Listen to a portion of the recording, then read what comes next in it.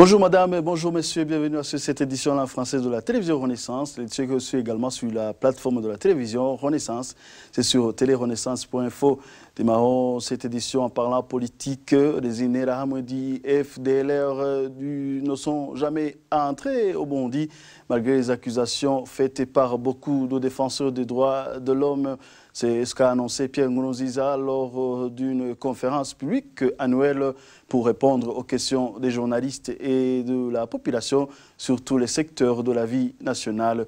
La conférence publique a été tenue vendredi 29 décembre 2017 en province d'Okayanza. Je vous prie de le suivre.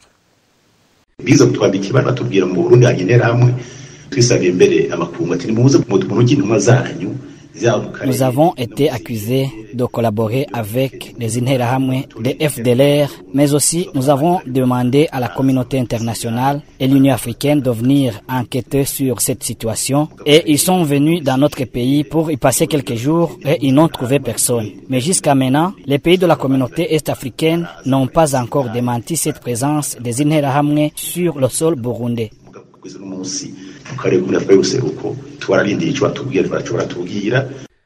Cependant, l'ancien membre de la garde présidentielle et agent de renseignement burundais nie les propos de Pierre Nkurunziza. Il parle plutôt que la garde de Pierre Nkurunziza est assurée par les Interahamwe ainsi que d'autres dignitaires militaires de la brigade spéciale pour la protection des institutions. Précise comment ces miliciens Interahamwe sont entrés dans l'armée burundaise. Suivez son témoignage. Amazina yabo arahari n'igihe binjiriye. Ces Interahamwe existent bel et bien. La date de leur entrée au Burundi est connue. Ceux qui se sont impliqués sont connus.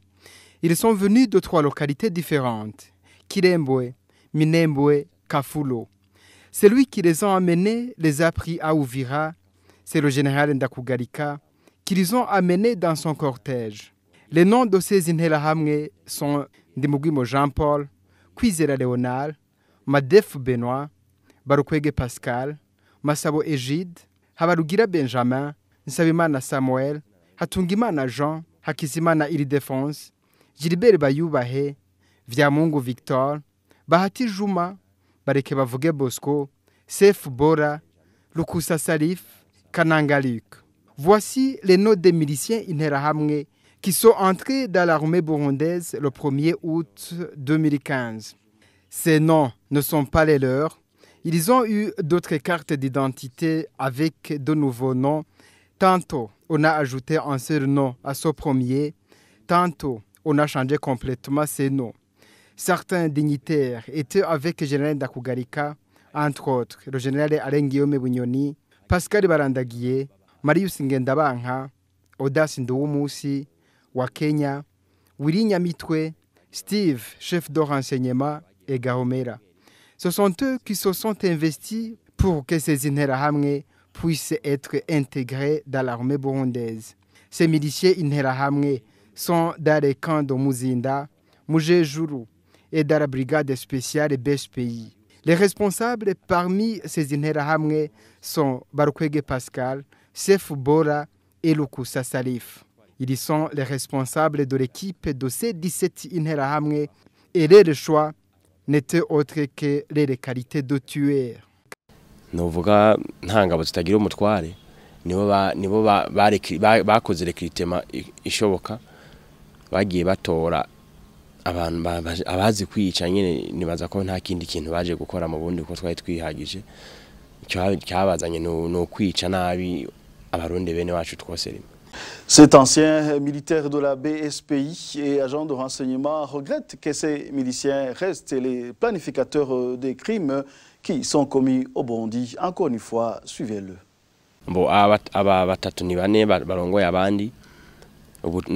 Ces 3 responsables portent tous les grades de lieutenant-colonel. Ce sont eux qui donnent ordre à ces autres subalternes et les représentent aussi dans l'administration pour avoir leur salaire. Ils ne retourneront chez eux quand leur mission de mercenariat aura terminé. Tous ces 3 responsables vivent tous au palais présidentiel à Kiriri. Non seulement qu'ils sont chargés de protéger Pierre Nkurunziza, mais aussi d'organiser les différentes opérations sur le terrain. Ils sont toujours à côté de ces grands tueurs du pouvoir pour planifier ensemble les différents crimes. Ces Interahamwe sont connus surtout dans les crimes qui ont été commis à l'endroit des manifestants contre la troisième candidature de Pierre Nkurunziza. Cela nous faisait peur à voir comment ils tuaient les gens.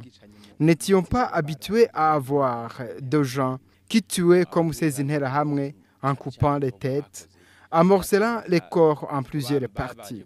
Ils ont été actifs surtout dans les quartiers de Musaga, Nyakabiga, Chibitoke, Mutakura et Jabe. C'est étonnant d'entendre que Nkurunziza s'insurge contre les Burundais de double nationalité, alors que lui engage des gens étrangers dans sa garde qui ne sont même pas entrés au Burundi légalement. Ils n'ont même pas les comptes dans les banques du Burundi. Ils perçoivent les dus par un autre canal, puis ils envoient l'argent à des familles pour dire qu'ils ont une mission à la fin de laquelle ils retourneront chez eux. Zikukira nta nubwo amafaranga yabaca kuri konti bayabaha mu ntoke kuko nta makonti ya uzosanga bafise muri banki z'igihugu amafaranga yabo bayabaha mu ntoke hama bakarungikira imiryango yabo bisigura ngo bari kubiraka ntabwo nta kindi kintu cyabazanye. Et pour rappel, le récent rapport onusien d'enquête sur le Burundi, présidé par Fatsa Ougergouz, avait montré une présence des miliciens Interahamwe dans certains camps militaires. Et dans le domaine politique, toujours rien n'est surprenant que certains dignitaires burundais se fassent mouiller par la pluie à la clôture de la croisade de prière organisée par la famille présidentielle pour satisfaire leur patron Pierre Nkurunziza, parce que c'est lui-même qui les a désignés. C'est l'avis de l'honorable Deo Shimirimana, secrétaire exécutif du parti UPD Zgamibanga. Selon lui, en plus d'être emporté par les croyances de Pierre Nkurunziza, ces dignitaires veulent à chaque fois plaire à leur chef pour décrocher d'autres places de responsabilité. Je propose de le suivre. Quand des dignitaires se font mouiller par une pluie, soi-disant qu'ils sont en train de prier, moi je donne une double interprétation à ce phénomène. D'abord, c'est lié à la croyance aveugle dans des fétiches. Les gens qui sont habitués à pareils exercices, ce sont des gens qu'on roule comme on veut. Ce sont des gens qui sont manipulés. Ce sont des gens à qui on peut me demander de se rouler par terre dans une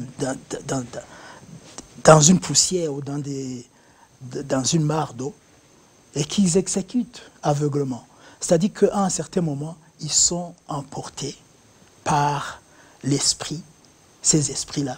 Et selon certaines sources, on nous dit que depuis que Nkurunziza a instauré un phénomène de pierre, il l'a instauré à partir de Gitega, vous vous rappelez très bien, à partir de ce moment, chaque fois quand il se déplace, il y a une jeep dans laquelle se trouve une pierre qui doit être placée quelque part pendant ces croisades-là.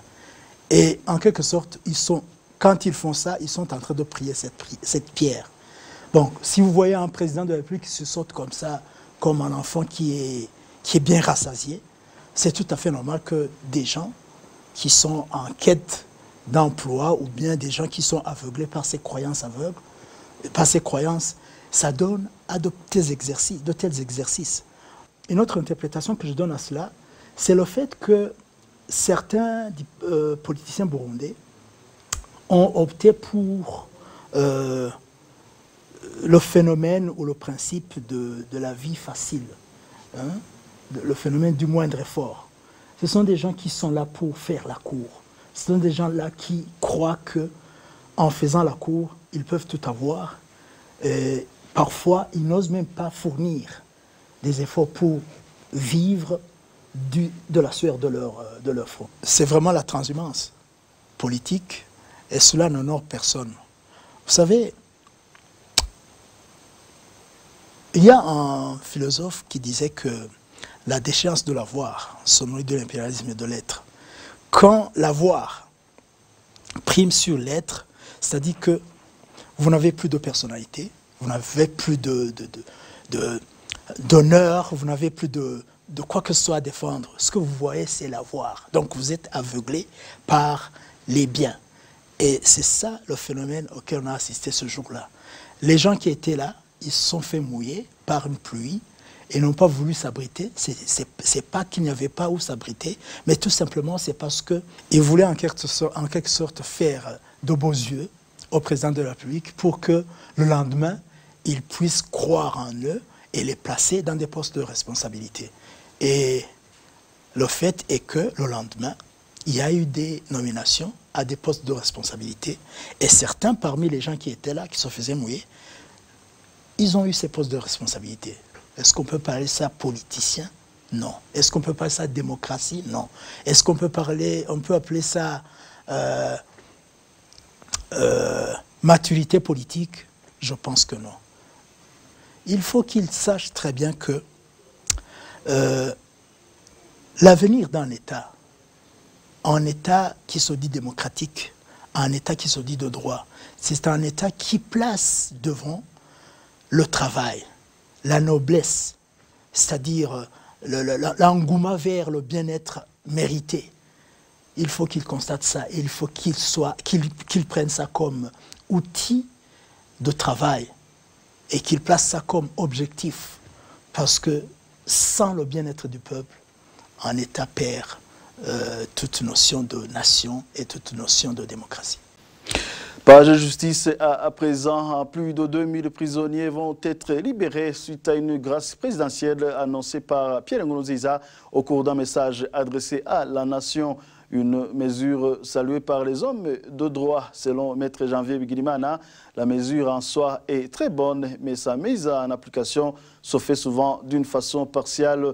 Il fait allusion aux militants des partis politiques de l'opposition qui sont souvent plutôt discriminés s'il s'agit d'une telle mesure. Suivez Maître Janvier Bigirimana.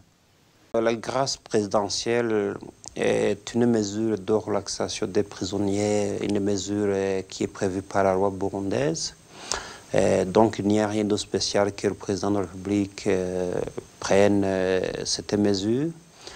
Seulement, nous devons mentionner que depuis avril 2015, le régime de Bujumbura a emprisonné de façon arbitraire plus de 10 000 citoyens burundais.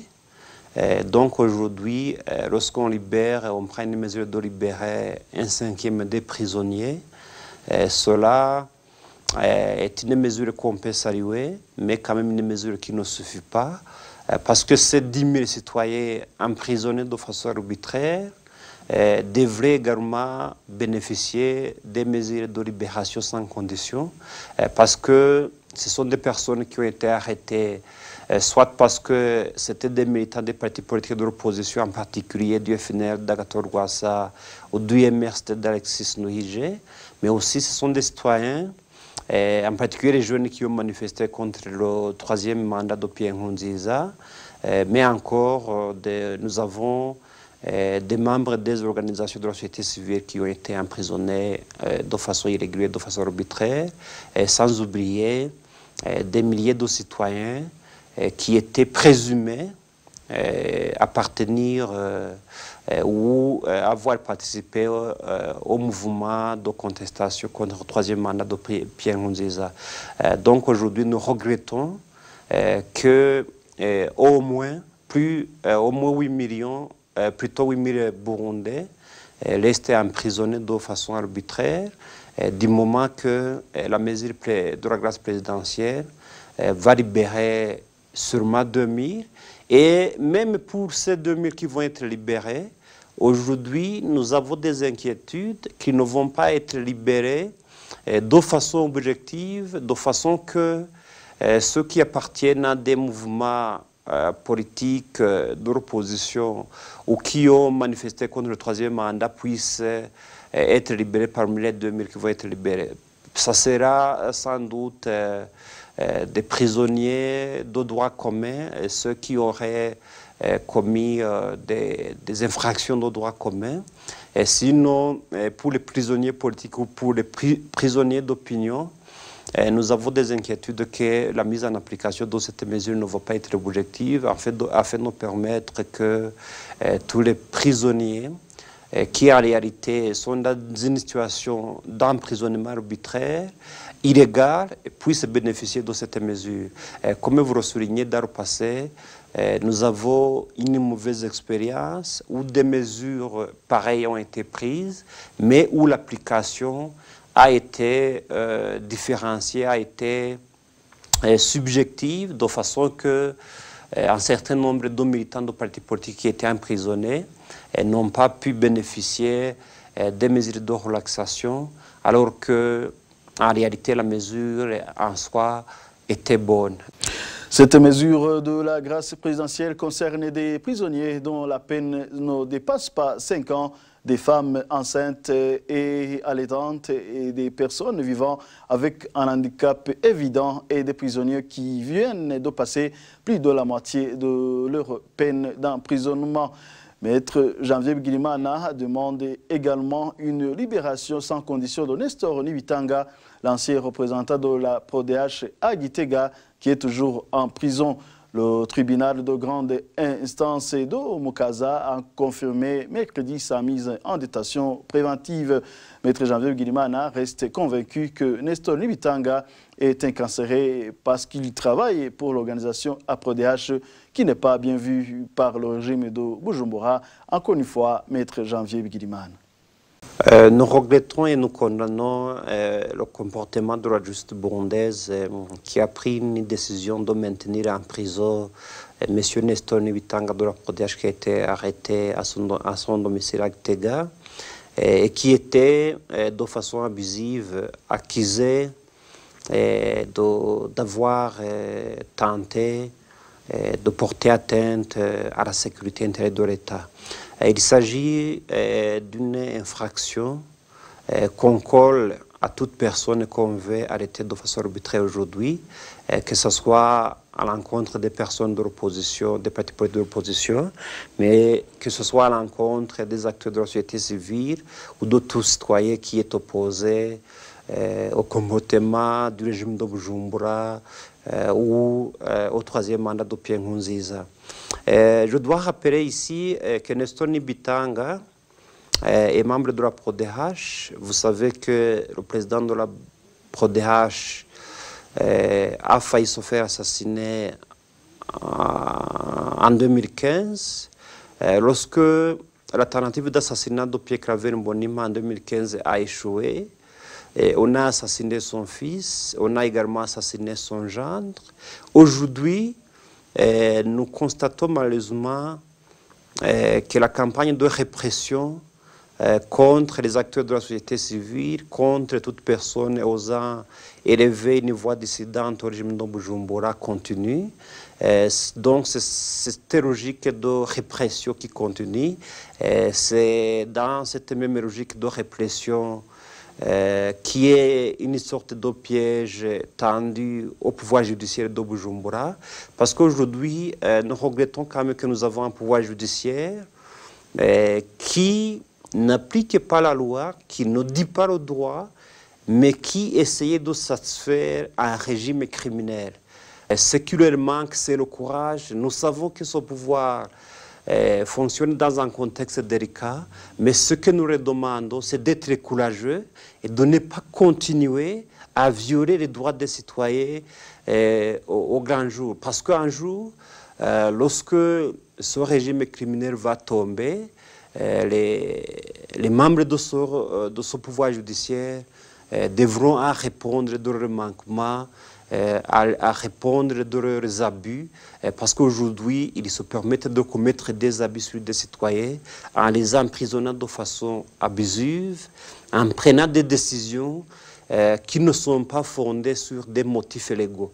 Aujourd'hui, nous condamnons cette attitude de la justice et nous demandons que Nestor Nibitanga soit libéré sans condition, parce que nous sommes pertinemment convaincus qu'il n'y a pas eu d'infraction à sa charge, qu'il est juste incarcéré parce qu'il il a été de la PRODH, il a travaillé avec la PRODH, et que la PRODH, tout comme les autres ONG œuvrant dans le domaine des droits humains, ne sont pas bien vus par le régime de Bujumbura, parce que c'est des ONG qui ont osé, qui continuent à oser, à mettre au grand jour les abus qui sont commis par le régime de Bujumbura. Nestor Nibitanga avait comparu le 28 décembre de l'an dernier devant le tribunal de grande instance de Mukaza en itinérance à Rumongue. Le procès s'est déroulé dans les enceintes de la prison centrale de Murembwe, dans cette province du sud du Burundi. Nestor Nibitanga est accusé d'atteinte à la sécurité intérieure de l'État et de rébellion. Et voilà, c'est ici que prend fin cette édition. Merci à vous de nous avoir tenu compagnie. À la prochaine.